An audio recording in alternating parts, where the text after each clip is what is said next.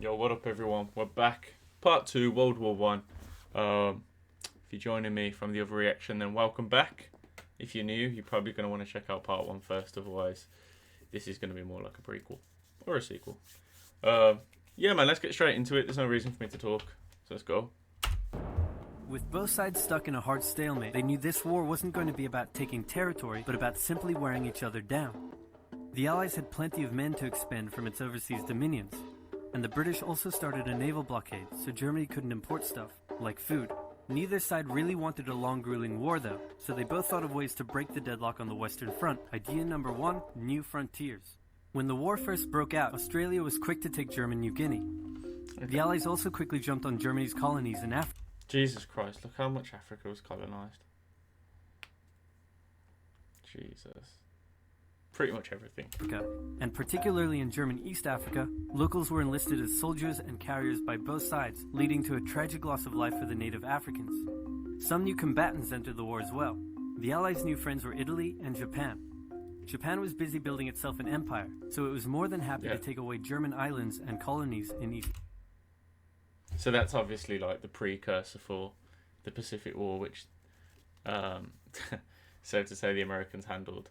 That was brutal, man. The Pacific conflict. I don't think because I'm British, I don't know about it. Honestly, that is it's a very. I feel like the Pacific War isn't really taught enough. I can say here in the UK anyway.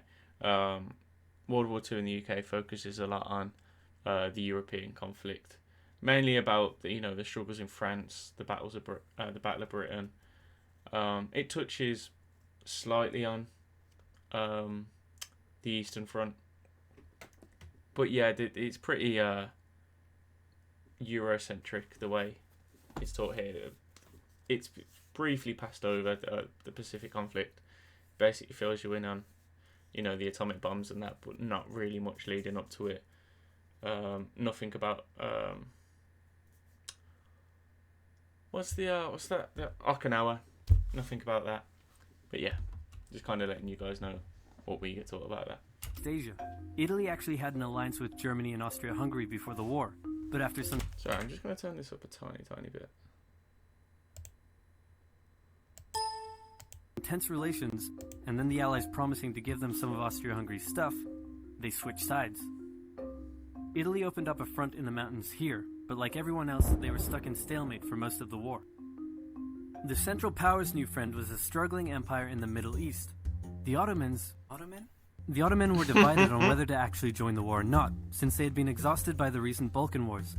Some of the politicians who did want to join went off on their own and fired some shells at Russia, and then came back and said, whoops, looks like we're at war now. The Ottoman entry into the war was of particular concern to the British, since the Middle East was full of oil, and Britain wanted all of that oil. First... It's crazy how much America and Britain are alike, right? If it's not about oil, we're not really interested. I think at this point, Britain's still the #1 economic power. But in the next few years, America started to really supply Britain with everything, and I think it's around this time, maybe a year after where we're at now, America become the world's biggest economic power. And then like around probably like 1939, 1940. No, it's probably 1940 to 41 when America started mass producing goods, military goods, getting ready to enter World War II. Yeah, Pearl Harbor is what initiated America into World War II, but Roosevelt was pretty much prepared and had been preparing for a few years for the possibility of entering behind closed doors, not letting the American public know. But we're jumping here. The Ottomans tried to attack Russia in the Caucasus Mountains, but they weren't prepared for the cold, and many of them froze to death. Then they crossed miles of desert to take the Suez Canal from the British, but that failed too. Then the Allies tried to take the Dardanelles at Gallipoli in a long and hard trench warfare campaign, but that also failed. That was a devastating loss for British soldiers. Yeah, I'm pretty sure the numbers were deep into the thousands, maybe the hundreds of thousands, and the amount of soldiers we lost there. The Ottomans blamed their initial losses on the ethnic Armenians living within Ottoman territory, and the resulting Armenian genocide led to the deaths of 1.5 million people. Then the Germans sent spies into Afghanistan to try to convince the Arab tribes there to rise up in jihad against the British and attack India. But that plan failed, partly because the spies got bored, brewed their own alcohol, and got drunk, which is a bad thing to do in Afghanistan. Just an interesting fact, just me adding in. Did you know Afghanistan is known as the graveyard of empires? Because, like the Russians tried it, the West tried it. No one can ever really take Afghanistan. These new frontiers hadn't done much to change the war. Aware that the Allies had more men and supplies than them, the Germans knew they had to do something to break the stalemate. Before the war, there was a big conference that set out the rules of modern warfare. No chemical weapons, no killing civilians. Basically, don't be jerks. The Germans held a meeting and decided to be jerks. Zeppelin airlines commenced over British cities. They also started attacking the Allied trenches with chlorine gas, and they used submarines to sink civilian ships. One such civilian ship was the Lusitania, which had 159 Americans on board when it was sunk, further swaying US opinion against... Yay, Germany. Germany, please. Someone's about to get liberated. America. I can imagine, especially with a president like Donald Trump, I can imagine there's a similar sort of graph in the Oval Office. It's like, where are we at with these guys? Oh, we're about here. Well, they're about to get liberated. The Germans. Not to be completely unfair to the Germans, the Allies also engaged in chemical warfare soon after, and they had been hiding anti-submarine weapons on their civilian ships, which let the Germans justify their attacks. Meanwhile, Austria-Hungary still hadn't dealt with Serbia, so the Central Powers enlisted some help. Bulgaria wished it was bigger and was still bitter about losing the Second Balkan War. The Central Powers promised to make all of Bulgaria's wildest dreams come true if they helped, so they signed on, and together they knocked out Serbia. The Serbian troops retreated through Albania, which was neutral but had some ties to Austria-Hungary. So Austria-Hungary entered Albania in a friendly invasion to chase down the Serbians, many of whom escaped by sea. Hey, it's worth noting, I don't know if you guys know much about Serbia and Albania, but a few decades later, the Kosovo conflict kicked off between Albanians and Serbians and Kosovans. And to this day, Albanian and Serbian people hate each other. Like, I don't just mean like hate. It is malicious hate. Like, one of my best friends is Albanian, and in her family, like, marrying or getting with a Serbian boy is just off the cards. Like, you'd be disowned. Like, they really hate. It's like it's up there with like the Israelis and the Palestinians, how they think about each other. It's proper hate. It's 1916, and a lot is happening. As if they didn't have enough enemies already, Germany added one more to the list. Portugal had been getting a bit chummy with the Allies behind the scenes, and Germany didn't like that one bit. Around the same time, the only sea battle of the war happened. Both sides had a new powerful class of battleships called dreadnoughts, but they were so expensive to build that neither side wanted to risk losing them in a battle, so they kept them in port, except for one time when they had a big fight and a bunch of them got damaged, so they didn't try that again. The UK started conscripting men to the army, so they had plenty of reserves, which is just as well because the Western Front was about to get brutal. The longest and one of the bloodiest battles of the war started when the Germans launched an attack around the French city of Verdun. The French defended it desperately, leading to hundreds of thousands of casualties. Under pressure, the French called on its allies to do something to draw the Germans' attention away, so the British started their own long and brutal fight, the Battle of the Somme, with 60,000 British casualties on just the first day. It was... I'm pretty sure that's the bloodiest day in British military history. I'm pretty sure that's number one. The Battle of the Somme, with 60,000 British casualties on just the first day.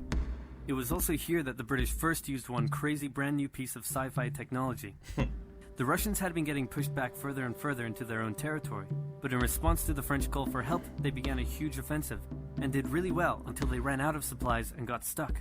Seeing how well the Russians had been doing, Romania decided now would be a great time to jump in and win the war. And then they got pounded. The Greeks were fighting amongst themselves about whether to join the war or not. The king liked the Central Powers, while the Prime Minister wanted to join the Allies. After a brief national schism, during which the country split into two, wanted to join the... What flag is that? Is that Portugal? Oh, it's Greece. The Allies. Sorry. After a brief national schism, during which the country split into two, the king finally abdicated and the country reunited. I don't actually think that's what the Portugal flag looked like. I thought that's maybe what the Portuguese flag looked like back then. It took me a second to realise it was Greece trying to side with. Yeah. With Allied help, they began a new offensive. In the Middle East, Russia was pushing into Ottoman territory from the north.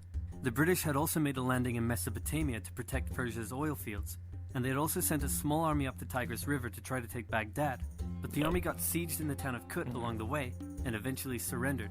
A new offensive was launched from the south with all-out desert warfare. The offensive was aided by one famous British officer, better known as Lawrence of Arabia, who helped lead the Arab tribes in a revolt that wreaked havoc on... Hey, any of the gamers watching this, man, how much does this remind you of Battlefield? Like, I think in the last video when we saw that Italy started fighting the Austro-Hungarians, it reminded me of that level where you storm over the mountains and into that ancient prison. And now this is just reminding me of it even more. That was a great game. On the Ottoman supply lines. By the time 1917 rolled around, everyone was exhausted. There were mutinies in the French army, the German populace was starving, and the war had drained all of Russia's supplies. There was no clear winner, and it was still anyone's war. The only question now was, who was going to break first? Russia. And the answer was Russia. Tired of not eating, and mad that a crazy magic homeless guy was calling some of the shots, there was an uprising in Petrograd complete with riots and strikes. The riots turned into a full-scale revolution, and a new government overthrew the Tsar. Then a few months later, the Bolsheviks overthrew the new government. And they pulled Russia out of the war. This was great news for Germany, who now only had to focus on the Western Front. But there was still one problem. The pesky United States of America was looking increasingly like it was going to join the war. America had been selling supplies to the Allies throughout the war and was getting super rich off the back of it. Hey, I promise I haven't watched this video before, man. I promise. It's kind of like I've done my revision right before the video. I promise I've never watched this. America had been selling supplies to the Allies throughout the war and was getting super rich off the back of it, meaning it was in fantastic shape and was dangerous to the Germans. So Germany sent a telegram to Mexico saying, wouldn't it be crazy cool if you guys attacked America? But the British intercepted the message, showed it to the Americans, and that was the final stop. We're such bitches, aren't we? We love a bit of gossip. It was like, do you know what so-and-so was going to say about you? You should come help us, because we're about to get fucked up. Attacked America, but the British intercepted the message, showed it to the Americans, and that was the final straw. American troops began shipping out to Europe. This was terrible news for Germany, and they knew their only hope now was to force France and the UK to surrender before the fresh American troops arrived. It was now or never, so they started one final attack. They converged their troops and hit hard at the Somme and pushed the Allies back. They hit a second time further north, then again and again. With each hit, the Germans were spending more and more resources, while the Allies were getting better and better at... If I'm not mistaken, right, even though the Germans were exhausted at this point, troop morale in the trenches was actually very high due to the recent victories. And obviously the average troop isn't aware of how much supplies or what's happening on the grander scale. But I think a lot of the German troops were, in their eyes, they was less than 100 miles from Paris. So I was thinking, the war's nearly over, we're going to win. And obviously it's not what happened, but that was kind of the precursor as to why there was so much frustration among the German troops. A lot of them felt like they quit, or their leaders were incompetent, and that they could have won the war with more perseverance. And I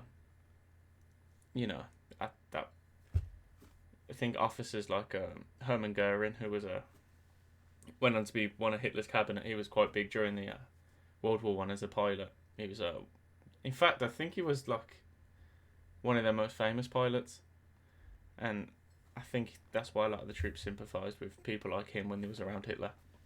But yeah, it's just me chatting shit. Repelling their attacks.